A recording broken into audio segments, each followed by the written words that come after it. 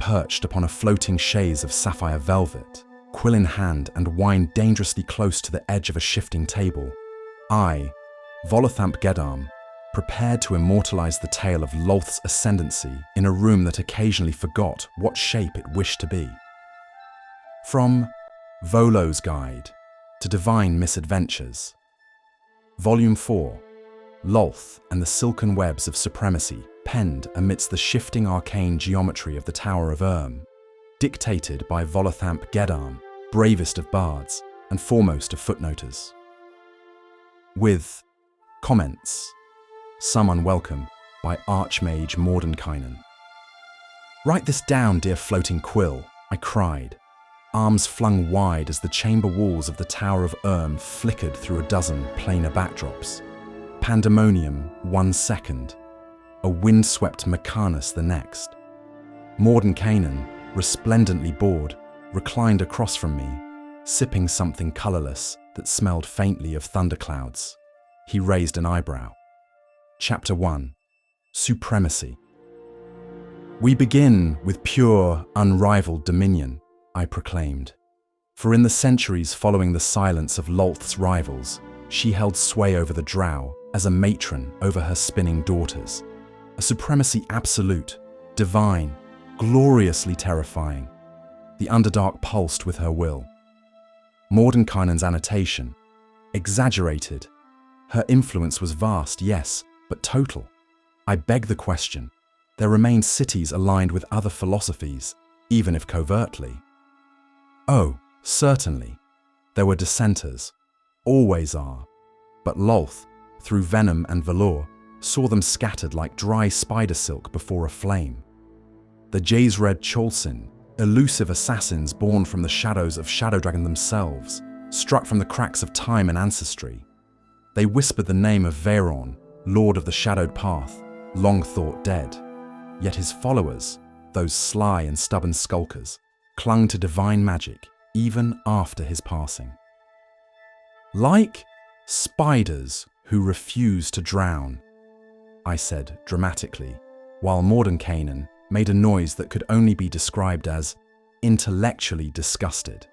And then there were those dratted Gornador cults, worshippers of that which lurks, dour oozing fanatics with more tentacles than conversational skills. But even they began to wane.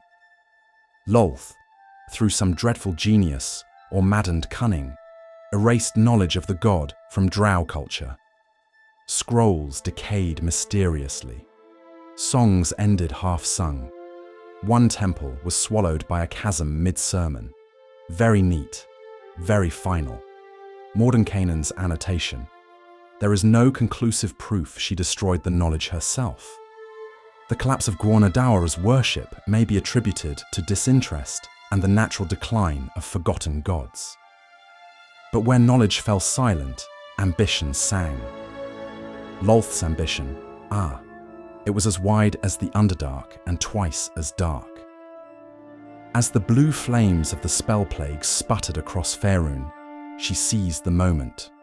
Her priestesses began collecting blue fire relics, traces of Mystra's lingering death throes, shards of unstable magic, fragments of weave matter, things that tasted like power. "The demon weave," I intoned, waving my goblet of spectral wine, a gift from the Djinn of El-Khazar. She would build her own lattice of arcana, a monstrous mirror of Mystra's work, woven not with order but ambition, bypassing the threads of law and focusing on the strands of domination.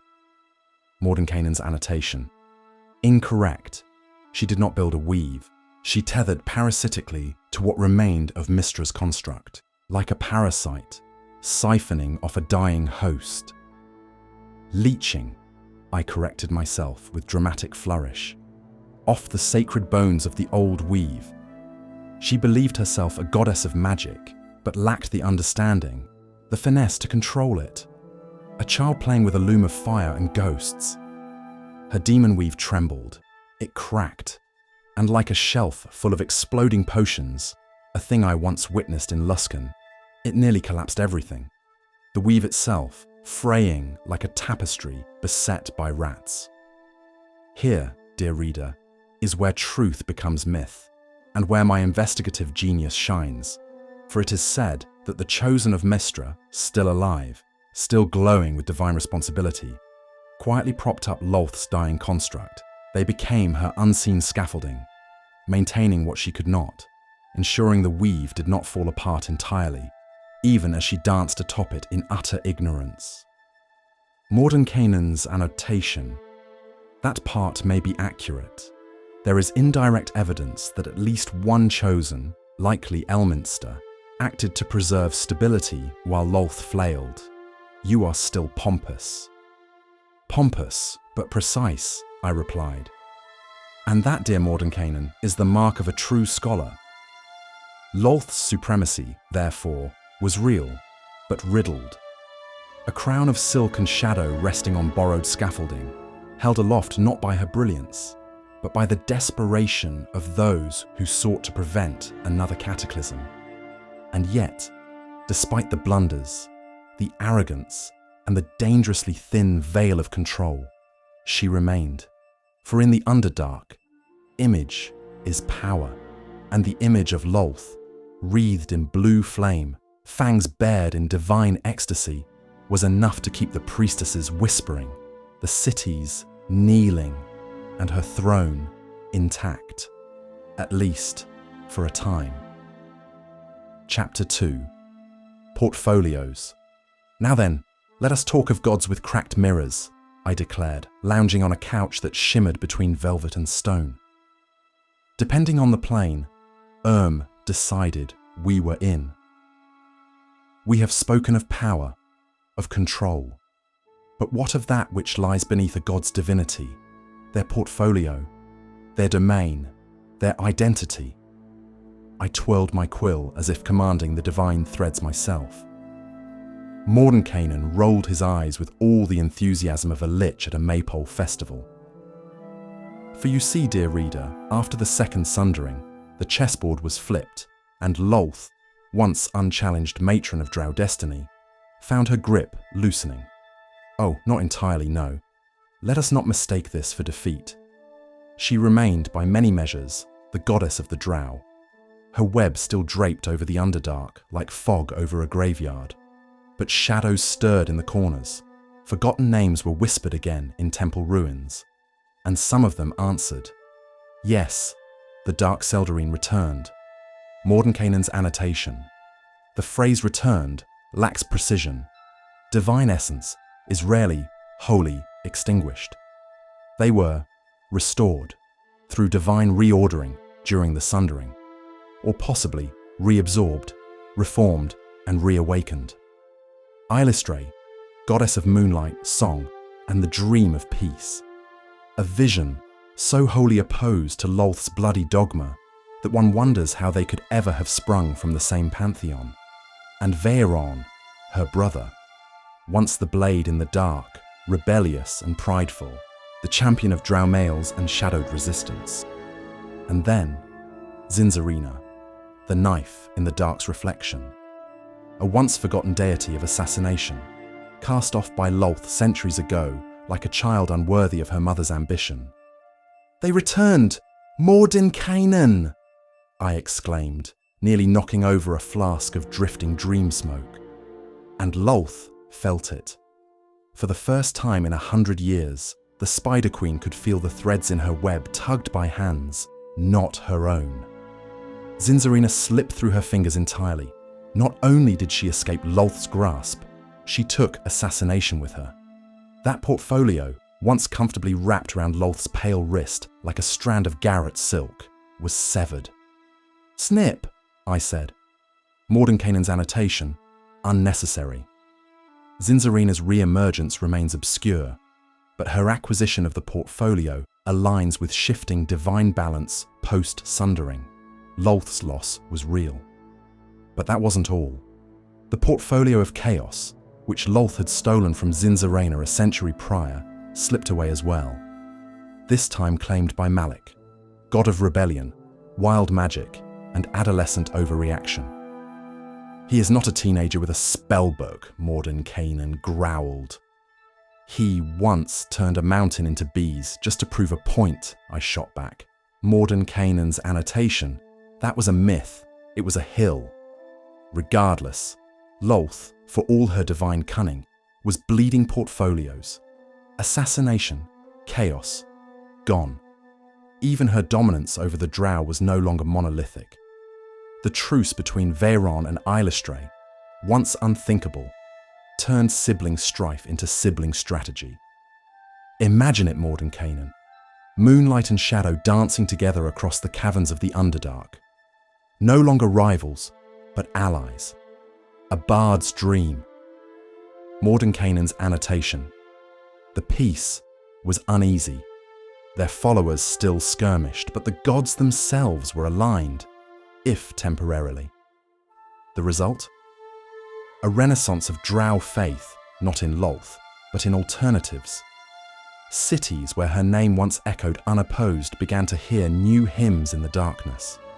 Temples once razed by flame were rebuilt in secret, and those who had once served in silence began to wonder. And now, let us speak of Veyron again, for here lies the twist most twisted of all.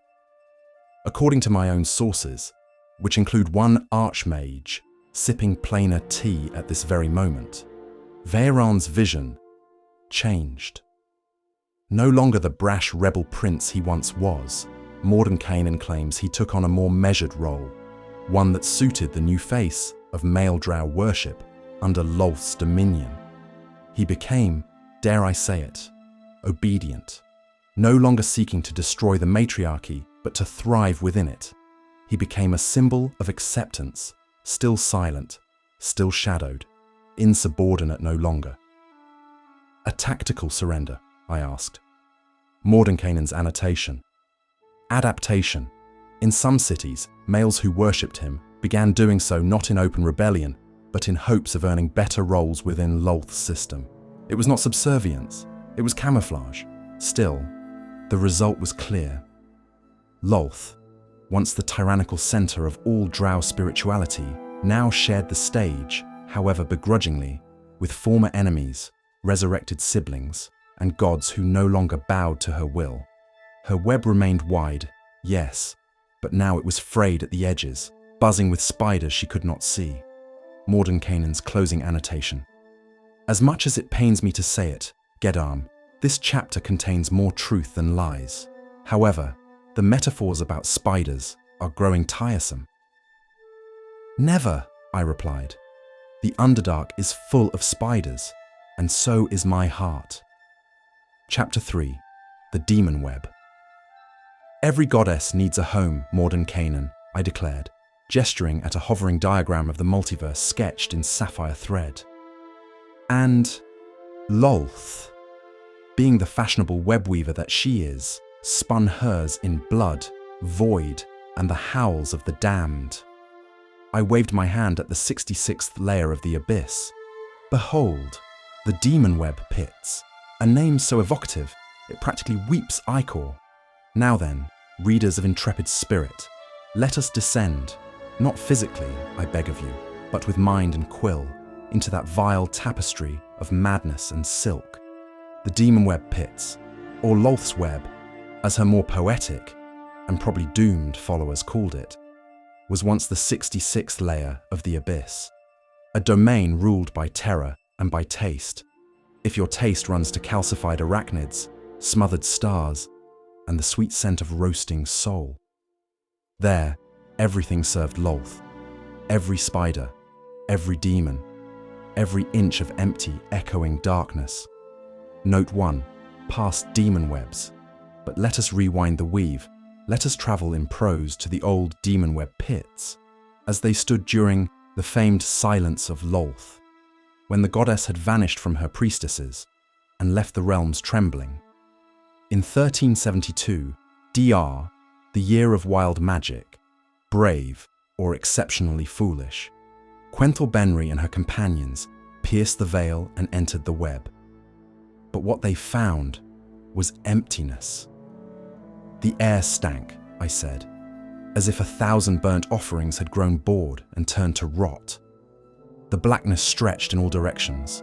The webs creaked underfoot like old bones, and the realm itself seemed to breathe in heat, thick, blistering, intimate. The corpses of demons, particularly Goristros, mighty Tanari brutes, littered the strands, their blood long dried, their death unexplained. She wasn't there, you see, I whispered. Lolth was gone, but her temple remained. A great black shrine, hanging like a tumor in the web's center. The entrance bore her face. Stone, silent, unreadable. Mordenkainen's annotation. Accurate. Though her absence was temporary, her silence prompted substantial shifts in Drow culture and divine tension. When Quenthel returned a year later, in the year of rogue dragons, she found the Demonweb ruined, abandoned, collapsed. The web lay torn and forgotten, the great temple cracked and silent, and standing at the center of this broken realm, a gate, guarded by abyssal widows, terrible fusions of spider and demon, twitching with divine vigilance. Through that gate lay something new. Note 2, the new Demonweb pits.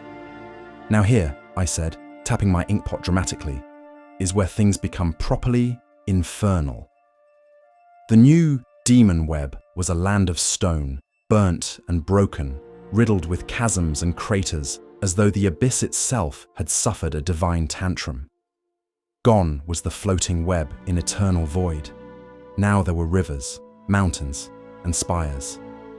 The land was utterly dead, not lifeless, mind you, but post-life. As if something terrible had walked across it, and memory itself had calcified. Gigantic petrified spiders sprawled across rocky hills like fallen gods. Webbing, thick and wet, trailed from their frozen legs, strands spun by the song spiders, creatures that sang prayers in unholy melodies only Lolth understood. During the day, a distant red sun oozed through the haze. At night, 8 crimson stars lit the void, glaring like eyes in an infinite skull. In the center stood Lolth's city, an iron citadel strung into the vast lattice known as the Infinite Web. There she ruled, poised atop a black pyramid, her temple draped in silk and arrogance. The river of souls, flowing from the edges of the plain, streamed endlessly toward her, dragging the damned and the faithful alike into her grasp. A river of souls, Mordenkainen. Just imagine the sound. So many regrets. Mordenkainen's annotation. Melodramatic, but yes, the river was a real metaphysical current, channeling power directly into Lolth's citadel. The Infinite Web itself was partially sentient. Then there were the landmarks, the plains of Soulfire, where errant spirits wandered until burned into silence. The Mountain of Eyes, whose slopes watched intruders with thousands of blinking, tearless orbs. And perhaps worst of all, the Pass of the Soul Reaver. Here dwelt the Soul Reaver, a grey, spectral abomination shaped like a swollen serpent filled with screaming drow souls. It slithered across the pass, eternally devouring the remnants of Lolth's disloyal worshippers, its voice a cacophony of torment. I heard it once, I told Mordenkainen, who looked skeptical, or at least a mimicry of its wail through an abyssal relic. I haven't slept properly since. Mordenkainen's annotation. Good. After the second sundering, when gods died, returned, reshaped, or were retconned by cosmic necessity, Lolth returned her realm to the abyss. The Demonweb once again settled into its rightful place. Layer 66, prime real estate for a deity of ambition and deceit. Why? Perhaps the chaos of the abyss suited her temperament. Perhaps the planar energies offered more nourishment. Or perhaps she simply missed the screaming. Mordenkainen's closing annotation. The new Demonweb is not only a reflection of Lolth's power, it is her. The geography, the creatures, even the starlight. Her psyche made manifest.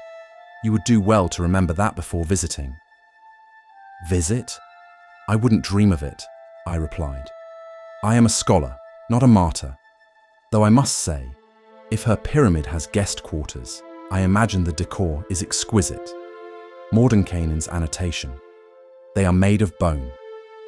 With a flourish and a wink, that is the end of this tale, dear reader.